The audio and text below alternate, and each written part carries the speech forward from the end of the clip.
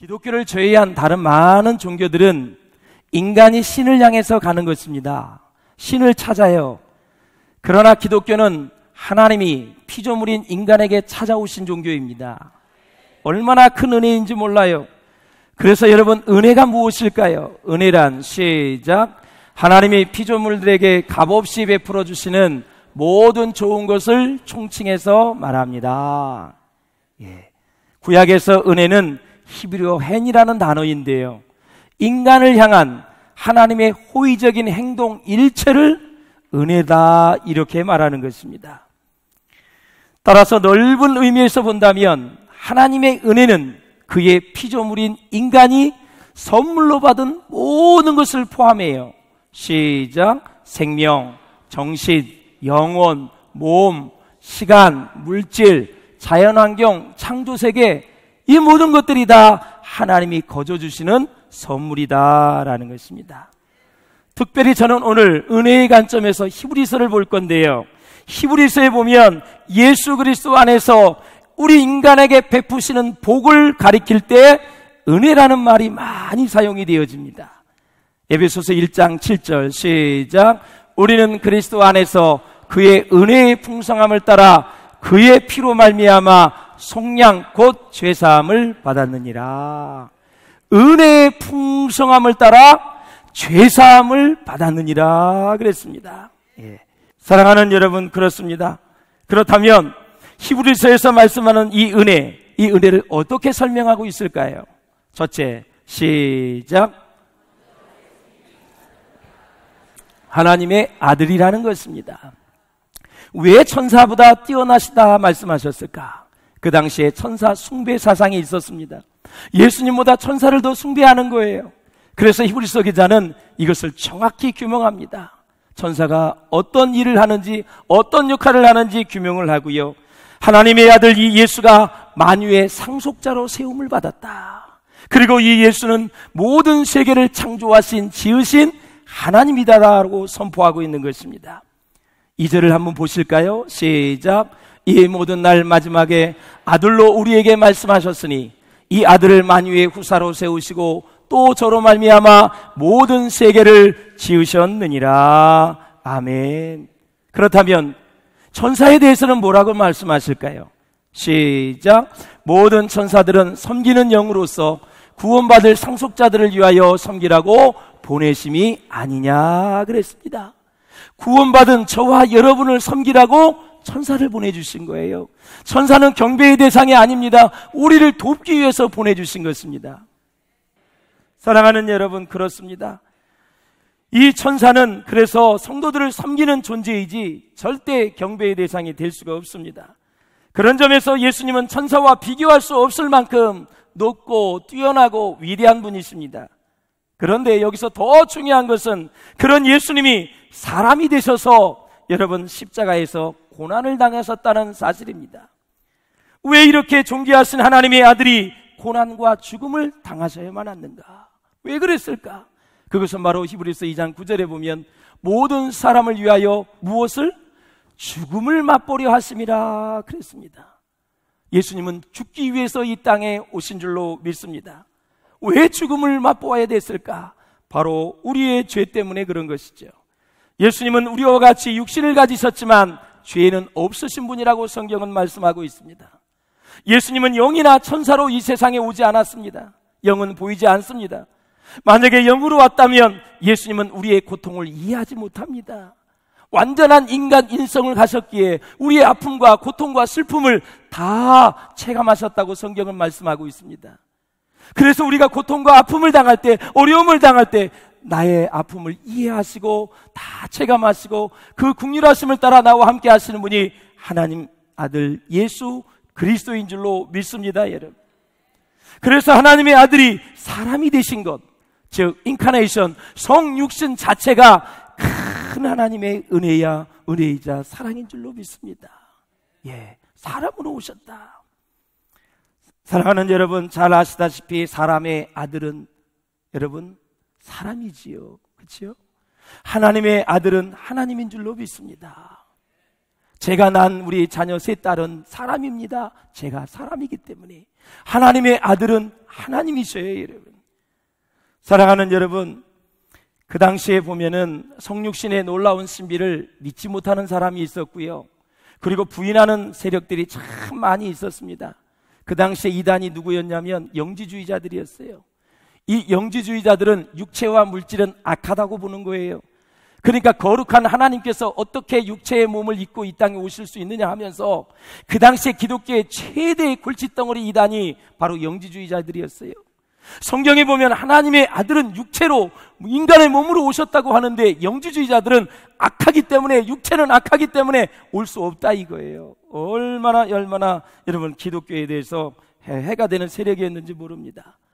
저는 여러분 성경을 보면서 예수님은 성령으로 잉태되었다는 것을 보고 처음에는 의아했지만 그것이 믿어지더라고요. 성령의 은혜로 여러분 성령으로 잉태한 줄로 믿습니다, 여러분. 그리고 예수님은 이 모든 일에 우리와 똑같이 시험을 받으신 분입니다. 그러나 죄는 없으십니다, 여러분. 흠이 없어요.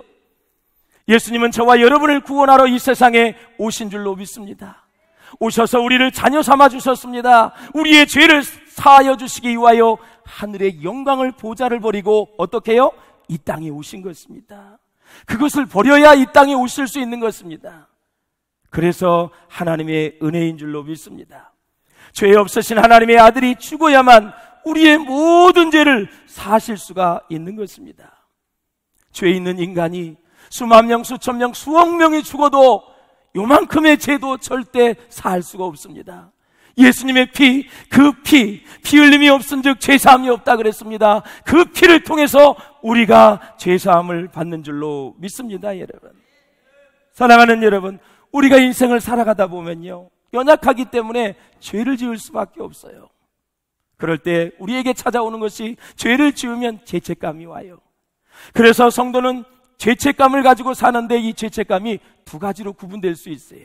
첫째는 선한 죄책감입니다. 선한 죄책감. 이것은 우리로 하여금 자신의 죄에 대해서 애통을 함으로써 회개에 이르게 하는 것입니다. 이러지 말았어야 되는데, 하나님 죄송합니다, 잘못했습니다, 막 죄책감을 갖는 거예요. 나 때문에 얼마나 그 사람이 힘들었을까요 하면서 죄책감을 갖는 거예요. 그런데 선한 죄책감이 아니라 나쁜 죄책감, 악한 죄책감은 뭐 이 정도 죄야, 세상 사람들 보면 얼마나 많은 죄를 짓는데 이거 내가 짓는 죄는 조족지혈이야 하면서 자기가 지은 죄를 다른 사람들이 짓는 것을 보고 합리화시킬 때 이거는 좋지 못한 거예요. 사랑하는 여러분, 우리 한번 다윗이 하나님 앞에서 큰 죄를 범하고 나서 얼마나 애통하며 슬퍼했는지 한번 보시기를 바랍니다. 살인죄 졌어요, 간통죄 졌어요, 거짓말했어요. 한꺼번에 4가지를 지었습니다. 4가지 죄를 지었어요. 그때 다윗은 자신의 죄에 대해서 이렇게 애통해합니다. 시작. 내가 단식함으로 피곤하여 밤마다 눈물로 내 침상을 띄우며 내 요를 적시나이다 그랬습니다. 죄를 지으면 우리의 영혼이 피곤해요. 인생이 피곤한 것입니다. 밤마다 눈물로 침상을 띄우며 요를 적셨다고, 그 눈물로 밤을 새우며 하나님 앞에 애통해하며 회개하는 다윗의 모습을 봅니다. 이토록 이 선한 죄책감은 저와 여러분을 하나님의 용서로 향할 수 있도록 우리를 인도해 주시는 거예요. 믿습니까, 여러분? 그렇습니다. 그래서 기도 없는 회개는 상상할 수도 없습니다. 기도하는 사람이 회개하게 되어 있습니다. 기도하는 사람이 애통해하게 되어 있습니다. 기도하지 않고 회개를 했다고요? 새빨간 거짓말입니다. 할 수가 없는 거예요. 기도를 통해 하나님 앞에 고백하고 성령의 임재를 경험하고 내 믿음을 고백하고 기도를 통해서 결단하는 거고 기도를 통해서 결심하고 새로워지는 줄로 믿습니다. 그러니까 기도하는 사람이 회개하는 거예요. 기도하지 않는 사람은 마음으로 그냥 잘못했다고 그냥 생각만 하는 거예요. 기도의 자리를 여러분 꼭 사모할 수 있기를 주님의 이름으로 축원을 드립니다. 또 하나는 악한 죄책감입니다. 일단 우리가 회개하고 나면 하나님은 우리를 완전히 용서해 주십니다. 믿습니까, 여러분? 그런데 문제는 끝없이 우리를 참소하고 고소하는 세력이 있습니다. 바로 마귀의 세력입니다. 이런 마귀의 참소는 영적인 세력에서 얼마나 세계에서 우리를 공격하는지 몰라요. 마음으로 공격하고 생각도 공격하고 이루 말할 수가 없습니다. 에베소서 16장 16절에 보면 이런 마귀의 참소를 뭐라 그러냐면 악한 자의 모든 불화살이다. 활을 쏘는데 이 활에 불이 붙어 있어요. 이것을 심장에다 겨누는 거예요. 이 마귀가 계속해서 네 죄는 사함받지 못했다, 너는 계속 죄를 지을 수밖에 없어, 너 같은 게 무슨 죄 사함을 받아, 계속해서 죄의식을 하고 죄책감을 갖게 하는 거예요. 그러니까 주님이 주시는 자유와 참 평안을 얻을 수가 없는 것입니다. 괴로운 것입니다. 여러분, 마귀는 지금도 쉬지 않고 우리의 마음과 생각에 파괴적인 죄책감을 불러일으키는 이 참소의 불화살을 지금도 쏘고 있다라는 거예요. 사랑하는 여러분, 그런데 꼭 기억하십시오. 마귀가 아무리 우리를 고소하더라도 하나님의 약속은 요동함이 없습니다. 믿습니까? 하나님은 절대로 믿음 안에 있는 우리를 정죄하지 않으시는 분입니다. 그래서 사랑하는 여러분, 하나님은 언제나 우리가 회개한 죄를 기억도 안 하세요. 시작. 나 곧 나는 나를 위하여 내 허물을 도말하는 자니 내 죄를 기억하지 아니하리라. 하나님은 공의로우신 분이에요. 회개하기만 하면 기억을 안 하세요. 동이 서에서 먼 것 같이 다 우리의 죄가를 멀리 하시는 분이에요. 믿습니까 여러분? 예. 문제는 하나님은 흔들리지 않는데 하나님의 약속을 붙들고 있는 우리가 자꾸 흔들리게 된다는 사실이에요. 흔들리면 안 됩니다. 하나님께 회개하여 용서받은 모든 죄임에도 불구하고 죄 지은 것이 자꾸만 생각이 나요. 그렇게 괴로운 거예요. 또한 우리가 경건한 삶을 살려고 노력을 하지만 자꾸 죄를 짓고 또 넘어지고 반복해서 죄를 짓고 실패하게 됩니다. 그래서 마귀는 이런 사실들을 자꾸 물고 들어주면서 너는 용서받지 못했어, 너는 정죄받은 자야, 그렇게 착각하게 만들고 우리를 올가매로 엉배이게 하는 거예요. 사랑하는 여러분, 이런 상황 속에서 이사야 1장 18절은 우리에게 큰 위로와 힘과 능력이 됩니다. 시작. 여호와께서 말씀하시되 오라 우리가 서로 변론하자. 너희 죄가 주홍 같을지라도 눈과 같이 희어질 것이요 진홍같이 붉을지라도 양털같이 희게 되리라. 어떠한 죄를 지었다 하더라도 여호와 앞에 나와서 하나님 앞에 변론하고 하나님 앞에 고백하면 흰 눈과 같이 양털과 같이 희게 해주시리라. 사랑하는 여러분, 둘째, 우리 히브리서에서 말하는 은혜, 예수님은 우리의 죄를 위해 영원한 속죄 제사를 단번에 드리셨습니다. 구약 성경에 보면 제사장은 레위지파 중에서 나오고요, 레위지파 중에서 특별히 아론의 자손에게만 나올 수가 있습니다. 예수님은 어느 지파입니까? 유다지파였습니다. 유다지파 출신이었는데 유다지파 중에서는 한 사람도 제사장이 나온 적이 없습니다. 어떻게 유다 출신의 예수님이 대제사장이 되실 수가 있었을까요? 히브리서 기자는 시편의 말씀을 인용하며 말씀합니다. 시작. 여호와는 맹세하고 변하지 아니하시리라. 이르시기를 너는 멜기세덱의 서열을 따라 영원한 제사장이라 하셨도다 그랬습니다. 다시 말해 메시아는 멜기세덱의 서열을 따라 영원한 제사장이라는 그런 말씀입니다. 그렇다면 멜기세덱은 누구일까요? 히브리서 7장 2절에 보면 멜기세덱은 의의 왕이요 평강의 왕으로서 지극히 높은 제사장이라고 성경은 말씀하고 있는 것입니다. 그래서 레위 자손 전체가 아브라함을 통해 그에게 11조를 드렸다고 그런 말씀을 하고 있는 것입니다. 구약에 보면 수많은 제사장들이 그 사역을 감당하고 죽고 죽는 다음에 다른 제사장이 또 세워지고 죽고 세워지고 죽고 세워지고 수많은 제사장이 오고 갔습니다. 그러나 사랑하는 여러분, 예수님은 그러실 필요가 없습니다. 그분은 영원히 살아계시고 죽지 아니하시기 때문에 따라서 예수님은 영원한 제사장입니다. 영원한 분을 믿으면 영생의 복이 내게 오는 것입니다. 영원한 분을 믿으면 영생 복락의 축복을 우리가 받을 수 있는 것입니다. 알파와 오메가 되시는 예수님, 영원한 분이 우리 가운데 계시기에 우리는 단번에 주님의 보좌 앞에 나아갈 수가 있는 것이죠. 비교를 한번 해보겠습니다. 땅에 있는 제사장들을 보십시오. 우리가 죄를 지으면 염소와 송아지의 피를 가지고 구약에서는 속죄 제사를 드렸습니다. 양을 끌고 와서 양에게 모든 죄를 전가시켜요. 그리고 각을 떠서 불에 태워서 속죄 제사를 드리는 것입니다. 짐승의 피로 드리는 제사로는 사람들이 온전하게 될 수가 없었습니다. 날마다, 달마다, 해마다 계속해서 반복해서 제사를 드려야만 했습니다. 그러나 예수님은 자기의 피로 영원한 속죄를 단번에, 단 한 번에 여러분 드렸다라는 거예요. 단번에 영원히 죄사함을 받게 해주셨던 예수님, 과거의 죄나 현재 내가 살아가고 있는 이때 현재에 짓는 죄나 미래에 우리가 연약해서 지을 모든 죄도 고백하기만 하면 하나님은 우리의 죄를 용서해 주시겠다고 말씀하신 거예요.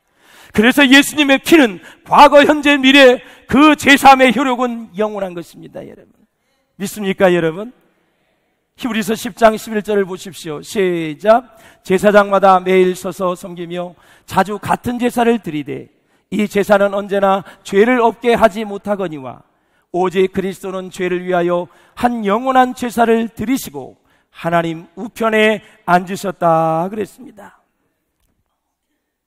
내가 자꾸 죄의식에 사로잡힐 때, 죄사함에 대한 확신이 없을 때, 사랑하는 여러분, 기억도 안 하세요. 그분은 동에서 서에서 먼 것까지 다 멀리 하시는 분이 우리 주 예수님이에요. 보혈의 능력이 얼마나 대단한데요. 이 사단의 세력을 몰아낼 수 있기를 주의 이름으로 축원합니다.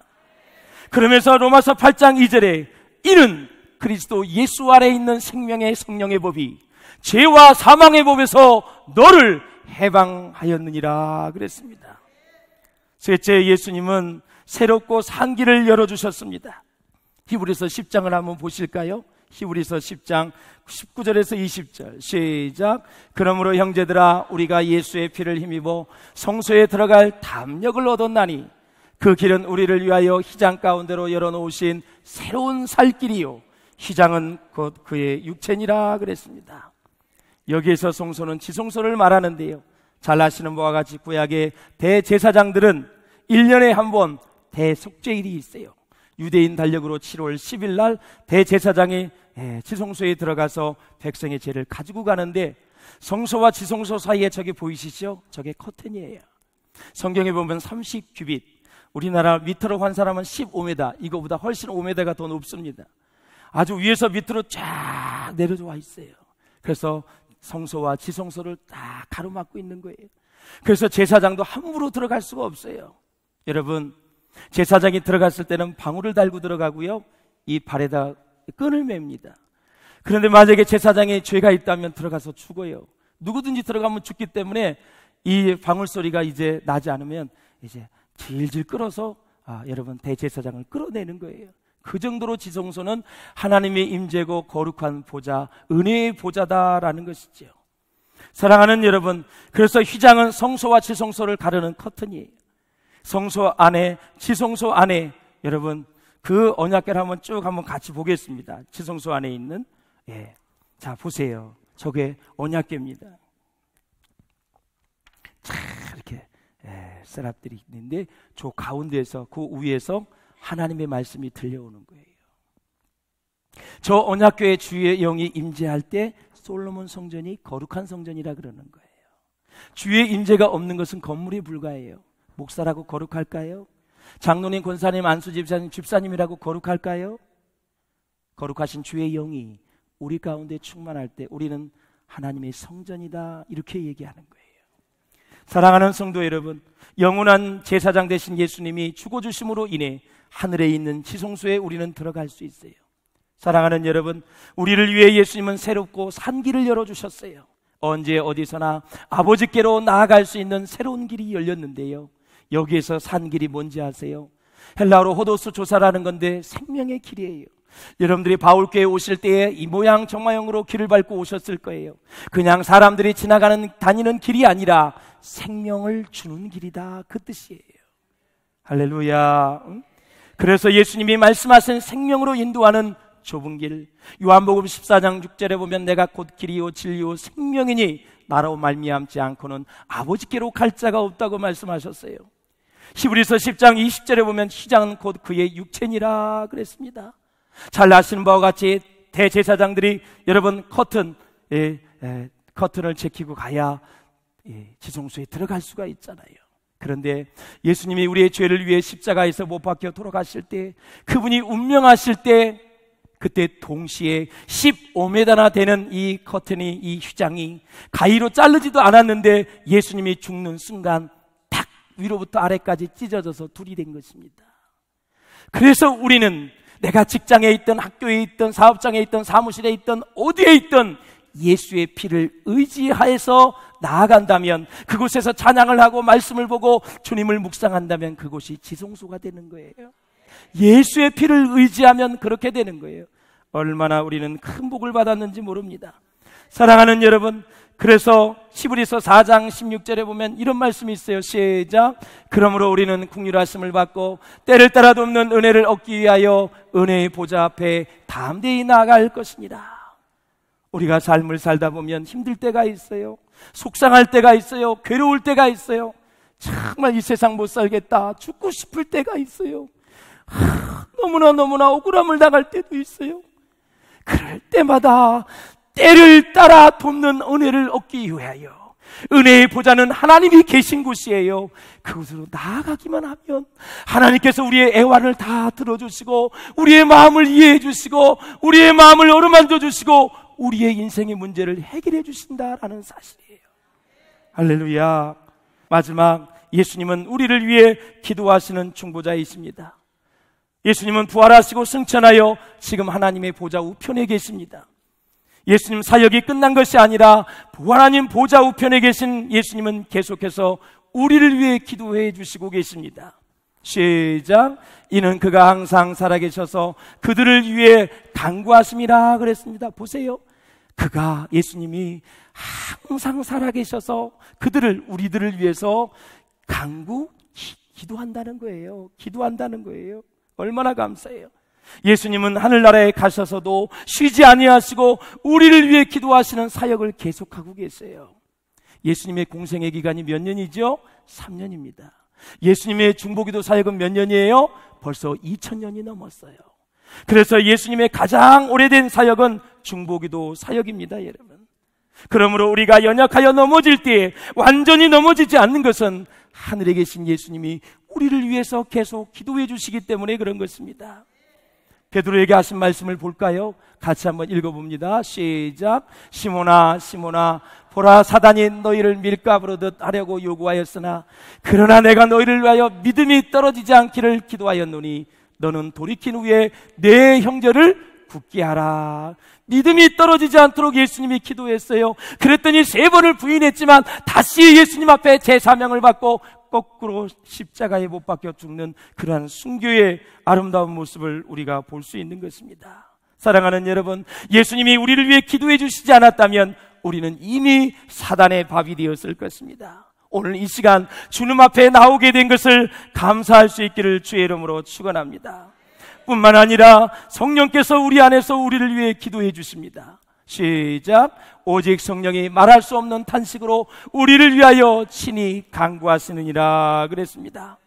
우리 성령님은 내 안에 계신데 내가 잠을 잘 때에도 우리를 위해 기도해 주세요. 내가 기도를 하지 않을 때에도 계속해서 성령님은 나를 위해 기도해 주세요. 때로는 내가 잘못된 길, 죄를 지었을 때는 성령님은 근심하면서, 그리고 또 성령님은 탄식하면서 나를 위해 기도하시는 분이에요. 내가 올바른 진리의 길을 갈 때는 성령님은 기뻐하시며 나를 기도하시는 분이에요. 믿습니까, 여러분? 오늘 말씀을 맺겠습니다. 예수님의 중보기도 간구와 성령님의 끝없는 우리를 위한 기도가 간구가 있기 때문에 우리의 구원은 절대적으로 안전합니다. 그러므로 이 엄청난 사랑을 받은 우리들, 이 모든 것이 다 하나님의 은혜로 된 것인 줄로 믿습니다. 그러므로 하나님께 감사하며 하나님을 잘 섬길 수 있기를 주님의 이름으로 축원을 드립니다.